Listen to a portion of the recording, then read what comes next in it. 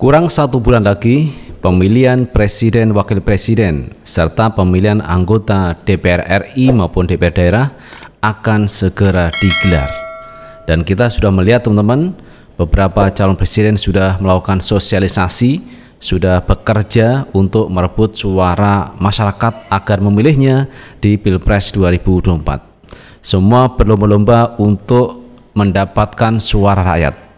Dan rakyat sebenarnya sudah punya pilihan siapakah yang akan dicoblos nanti pada tanggal 14 Februari 2024. Dan kalau kita lihat dalam debat kandidat kemarin juga begitu teman, persaingan cukup ketat ya antara Anies Baswedan sama Prabowo Subianto. Kalau saya melihat Ganjar Pranowo ini ya tidak begitu menjadi sorotan publik ya, terlihat adem-adem saja. Tetapi kalau kita melihat persaingan antara Prabowo dan Anies ini luar biasa.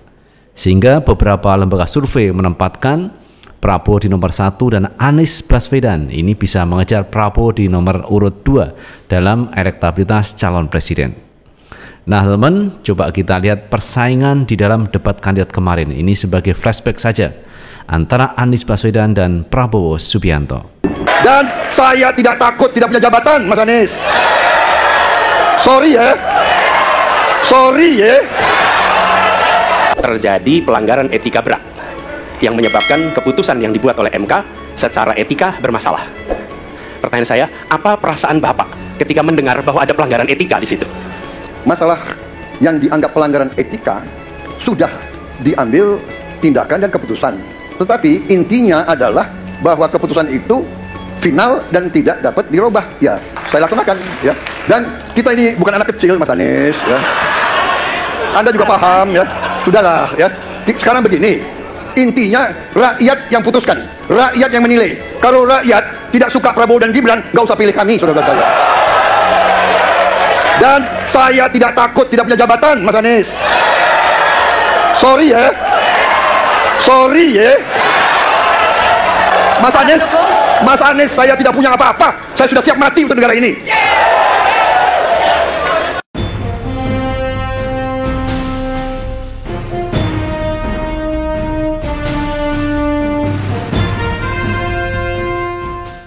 Assalamualaikum warahmatullahi wabarakatuh. Teman-teman, jumpa kembali dengan Enjoy Channel, channel yang membahas berita teraktual, terhangat dan sedang menjadi perbincangan publik.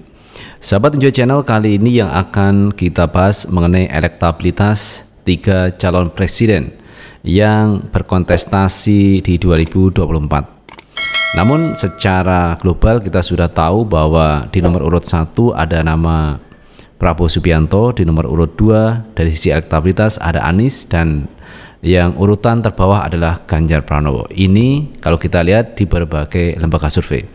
Tetapi kita nanti juga akan melihat bagaimana hasil survei menjelang Pilpres 2024. Karena ini kurang sebulan lagi teman, pemilihan Presiden, Wakil Presiden, dan pemilihan anggota DPR. Nah, ada pandangan dari warga bahwa persoalan bangsa ini tidak cukup dengan joget, tidak cukup dengan gimmick, dan tidak cukup juga dengan emosi. Karena masalah bangsa ini adalah masalah yang besar teman-teman. Persoalan bangsa ini persoalan yang berat dan harus dihadapi dengan logika, ide dan gagasan bagaimana menyelesaikan persoalan-persoalan bangsa itu. Jadi tidak cukup dengan joget maupun dengan gimmick yang ini tidak bisa menyelesaikan masalah bangsa. Dan ini juga dikritik oleh salah seorang warga masyarakat yang mengkritik ada calon presiden yang bermain gimmick, yang bermain joget. Kita tonton video yang satu ini. Bukan dengan gimmick goyang-goyang dan joget-joget, bukan dengan gimmick. 60% suara pemilu tahun 2024 ditentukan di tangan generasi milenial seperti kita. Bukan dengan gimmick goyang-goyang dan joget-joget, bukan dengan gimmick, tapi dengan ide dan gagasan-gagasan yang ditawarkan kepada milenialnya. Setuju? Nah itu sahabat Enjoy Channel, pandangan dari warga masyarakat yang menilai bahwa persoalan bangsa tidak cukup dengan gimmick ataupun joget-joget. Ini salah satu pandangan dari warga masyarakat dan ini tidak boleh dihalang-halangi teman. Karena kebebasan berpendapat, berekspresi ini dijamin oleh undang-undang.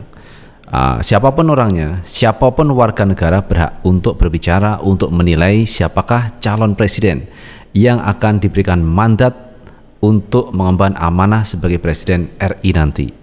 apakah nanti diberikan kepada Prabowo, Anies ataupun Ganjar Pranowo.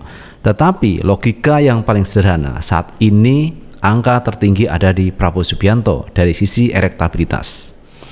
Apakah Pak Prabowo juga akan memenangkan di Pilpres? Bisa mungkin dan bisa tidak, teman. Tetapi kalau melihat gambaran seperti ini, bisa jadi Pak Prabowo bisa menang di putaran pertama, akan lolos di putaran pertama. Kemudian yang kedua yang akan masuk lagi adalah Ganjar ataupun Anies. Kalau kita berpikir logika, Anies yang akan masuk di putaran pertama juga dan akan berkontestasi di putaran kedua. Mungkin yang terjadi adalah Prabowo sama Anies Baswedan. Ini kalau kita melihat dari hasil lembaga survei. Nah teman-teman, ini ada juga lembaga survei yang melakukan riset terkait elektabilitas calon presiden menjelang Pilpres 2024 yang kurang 1 bulan ini. Kita lihat beritanya teman ya. Kita ambil beritanya teman-teman dari Detik News. Kekuatan Amin, Prabowo, Gibran, dan Ganjar Mahfud sebulan jelang coblosan. Coblosan Pilpres 2024 akan digelar 1 bulan lagi dari hari ini. Ketiga pasangan calon presiden dan calon wakil presiden mengalami dinamika elektabilitas. Untuk diketahui, Pilpres 2024 akan digelar pada 14 Februari 2024. Berdasarkan catatan Detik, Minggu 14 Januari 2024, mayoritas lembaga survei menunjukkan elektabilitas paslon nomor urut 2, Prabowo Subianto, Gibran Rakabuming Raka unggul. Sementara itu pasangan nomor urut 1 Anies Baswedan Caimin atau Amin dan paslon nomor urut 2 Ganjar Pranowo saling salib. Survei Politika Research and Consulting, lembaga survei Politika Research and Consulting merilis hasil survei terkini elektabilitas Capres dan Capres pada Pilpres 2024. Hasilnya, elektabilitas Prabowo Subianto, Gibran Rakabuming Raka unggul atas pasangan Anies Baswedan, Muhaimin Iskandar, serta Ganjar Pranowo dan Mahfud MD. Survei ini digelar pada 20–27 Desember 2023 terhadap 1.200 responden. Populasi survei adalah seluruh warga negara Indonesia WNI minimal berusia 17 tahun. Survei dilakukan melalui teknik wawancara tatap muka dengan supervisi berlapis oleh supervisor pusat, koordinator area, koordinator lapangan, call check, dan tim cleaning. Pemilihan sampel dilakukan dengan multistage random sampling dengan margin of error sekitar plus minus 2,7% dengan tingkat kepercayaan 95%. Berikut hasil survei versi Politika Research and Consulting. Prabowo Subianto, Gibran Rakabuming Raka mendapatkan suara 42,4%. Anies Baswedan, Muhaimin Iskandar 28%, Ganjar Pranowo Mahfud MD 21,8%, rahasia belum menentukan pilihan 5,0%, tidak tahu 2,8%. Kemudian kita lihat survei dari Ipsos, lembaga survei riset internasional Ipsos Public Affairs menggelar survei terkait elektabilitas Capres-Capres pada periode 27 Desember 2023, 5 Januari 2024. Hasilnya, pasangan Prabowo Gibran menempati posisi teratas, disusul dengan Anies Baswedan, kemudian Ganjar Mahfud. Total ada 2.000 responden yang tersebar di 34 provinsi dalam survei ini. Survei dilakukan dengan wawancara tatap muka dengan menggunakan aplikasi Ipsos Field yang merupakan sistem komputer asisten personal interview atau CAPI. Sampel diambil dengan multi-stage random sampling, margin of error plus minus 2,19% dengan tingkat kepercayaan 95%. Berikut elektabilitas Capres-Cawapres versi Ipsos. Prabowo Gibran 48,05%, Anies Caimin 21,80%, Ganjar Mahfud 18,35%, tidak tahu 11,80%. Jadi yang menang ini tetap Prabowo, kemudian Anies, setelah itu Ganjar. Survei LSI merilis hasil survei wilayah Jawa Timur terkait elektabilitas pasangan Capres-Capres di Pilpres 2024. Hasilnya, elektabilitas Prabowo Subianto, Gibran Rakabuming Raka unggul atas pasangan Ganjar Pranowo dan Mahfud MD, serta Anies Baswedan dan Muhaimin Iskandar. Di setiap dapil DPR RI di Jawa Timur, LSI mengambil sampel sebanyak 800 orang dengan menggunakan metode multi-stage random sampling, sehingga total sampel secara keseluruhan sebanyak 8.800 responden di Provinsi Jawa Timur. Survei dilakukan dengan menggunakan teknik wawancara tatap muka oleh pewawancara yang dilatih. Pemilih sampel dilakukan dengan multi-step random sampling dengan margin of error sekitar plus minus 1,1% dengan tingkat kepercayaan 95%. Hasilnya, Prabowo Subianto Gibran Raka Buming Raka mendapatkan 46,7%, Ganjar Pranowo Mahfud MD 26,6%, Anies Baswedan Muhaimin Iskandar 16,2%, tidak tahu 10,4%. Jadi survei LSI di Jawa Timur ini yang menang Prabowo, diusul Ganjar, kemudian Anies Baswedan. Nah itu sahabat Enjoy Channel, kekuatan pasangan Anies Baswedan Muhaimin Iskandar, Prabowo Subianto Gibran Raka Buming Raka, serta Ganjar Mahfud MD.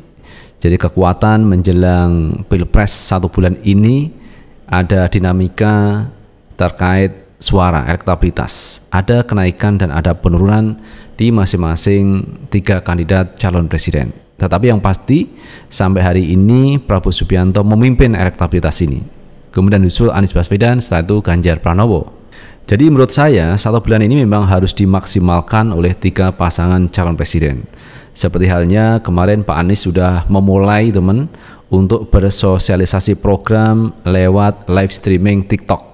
Nah ini diawali oleh Pak Anies Baswedan. Kemudian diusul teman, capres yang lain Prabowo Subianto juga begitu main di TikTok, serta Pak Ganjar yang aktif di media sosial. Jadi memang media sosial itu harus dimanfaatkan oleh 3 pasang calon presiden untuk mengejar elektabilitas, untuk mengejar elektoral agar masyarakat ini tahu program dari ketiga calon presiden. Tentunya memanfaatkan media sosial yang ada, baik itu Facebook, Instagram, YouTube, TikTok, snack video, dan lain sebagainya. Dan saya melihat bahwa ini adalah peluang teman, peluang yang bisa dimanfaatkan 3 calon presiden untuk mengejar ketertinggalan, meraup suara sebanyak-banyaknya lewat media sosial. Salah satunya adalah dengan live streaming di TikTok yang kemarin sudah diawali oleh Pak Anies Baswedan. Nah itu teman-teman yang bisa kita bahas kali ini terkait elektabilitas calon presiden menjelang Pilpres 2024. Bagaimana menurut pendapat teman-teman semuanya? Tulis di kolom komentar, karena komentar teman-teman akan sangat bermanfaat untuk yang lain. Sukses selalu. Assalamualaikum warahmatullahi wabarakatuh.